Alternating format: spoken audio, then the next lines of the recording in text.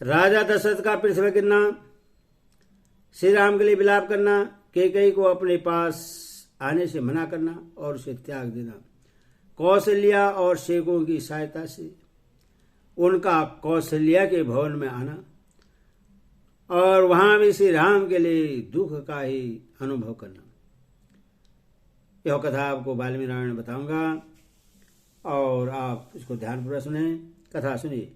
One की ओर जाते हुए श्री राम के रथ की धूल जब तक दिखाई देती रही तब तक इक्ष्वाकु वंश के स्वामी राजा दशरथ ने उधर से अपनी आंखें नहीं हटाई।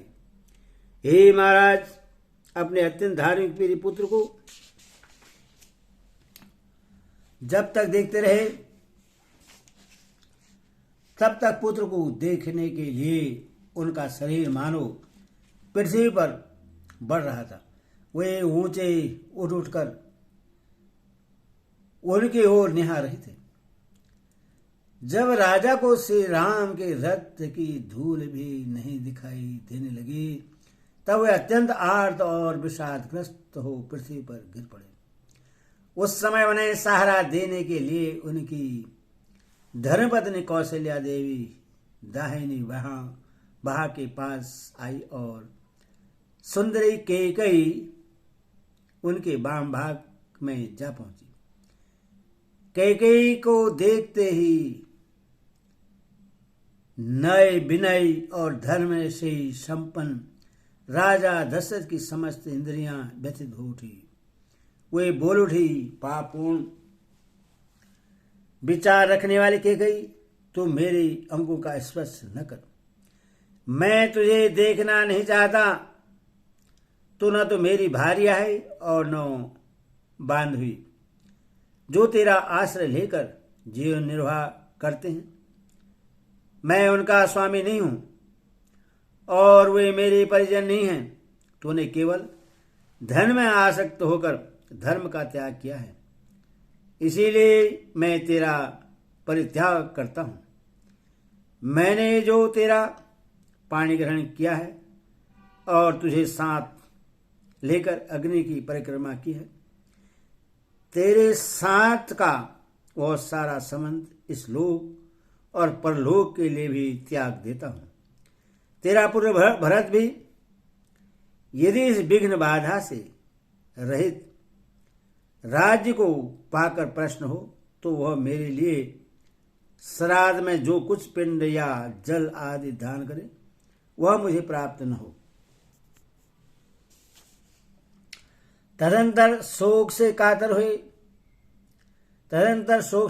हुई कौशल्या देवी उस समय धरती पर लौटने के कारण धूल से व्याप्त हुए महाराज को उठाकर उनके साथ राजभवन की ओर लौटी।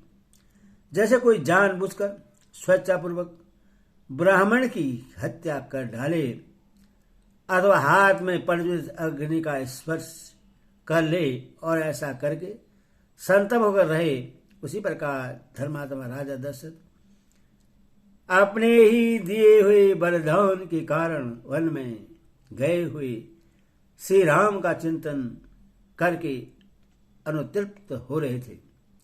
राजा दशरथ बारंबार पीछे लौटकर रथ के मार्गों पर देखने का कष्ट उठाते थे।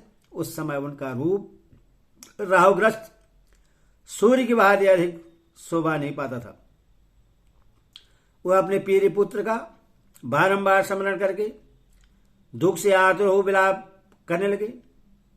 वे बेटे को नगर की सीमा पर पहुंचा हुआ समझकर इस प्रकार कहने लगे, हाय, मेरे पुत्र को वन की ओर ले जाते हुए श्रेष्ठ वाहनों घोड़ों के पचिन्ह तो मार्ग में दिखाई देते हैं, परंतु उन महात्मा श्री राम का दर्शन नहीं हो रहा है।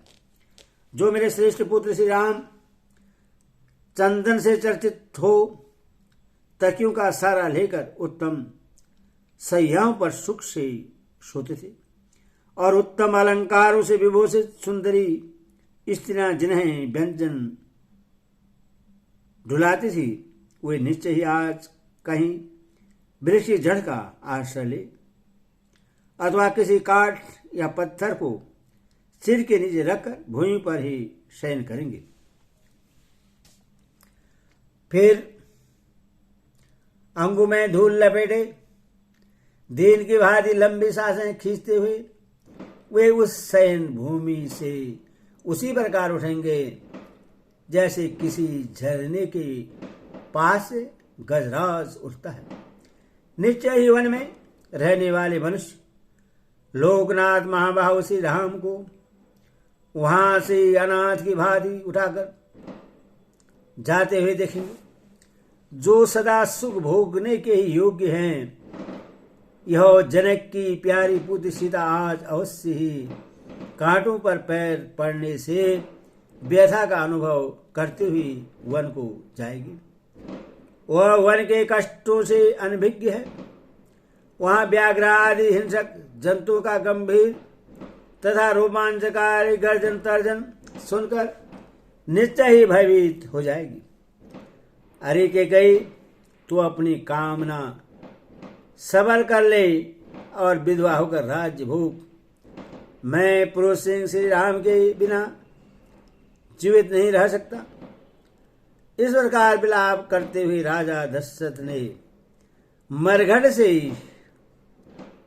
नहाकर आए हुए पुरुष की भांति मनुष्य की भारी भीड़ से घिरकर अपने शोकपूर्ण उत्तम भाव में प्रवेश किया। अपने शोकपूर्ण उत्तम भवन में प्रवेश किया। उन्होंने देखा अयोध्यापुरी के प्रत्येक घर का बाहरी चबूतरा और भीतरी भाग भी सुना हो रहा है, क्योंकि उन घरों के सब लोग श्री राम के पीछे चले गए थे। बाजार हाट बंद हैं।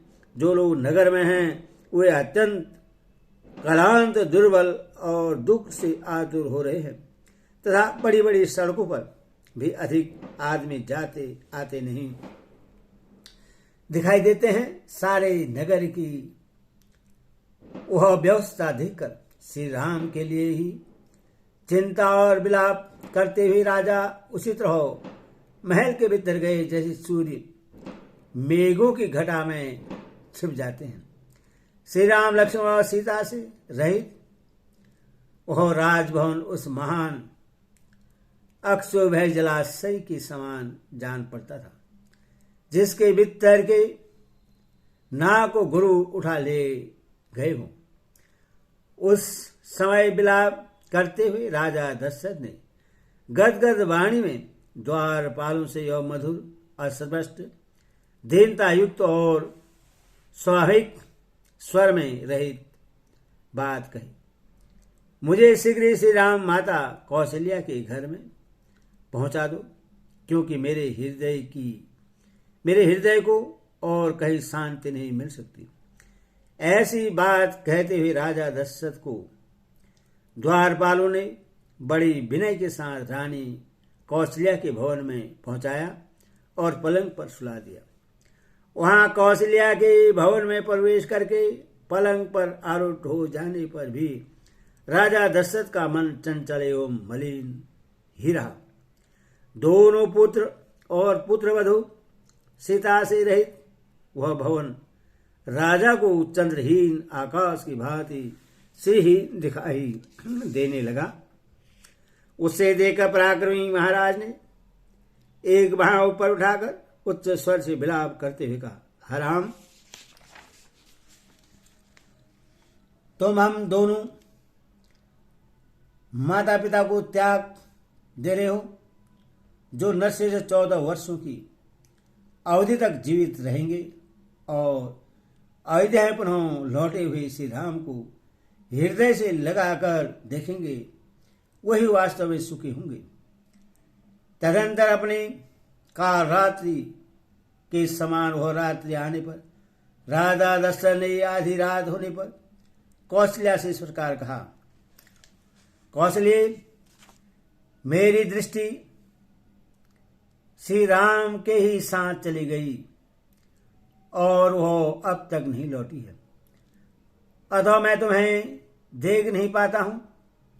एक बार अपने हाथ से मेरे शरीर का स्पर्श तो करो। सैया पर पड़े हुए महाराज दशरथ को श्री राम का ही चिंतन करते और लंबे सांस खींचते देख देवी कौशल्या अत्यंत व्यथित हो उनके पास आ बैठी और बड़े कष्ट से विलाप करने लगी। इस प्रकार वाल्मीकि आशु रामायण आदि कवि अयोध्या कांड भी बहल सर्व पूरा हुआ। बोले से यावरे रामचंद्र की जय। भक्तगणों,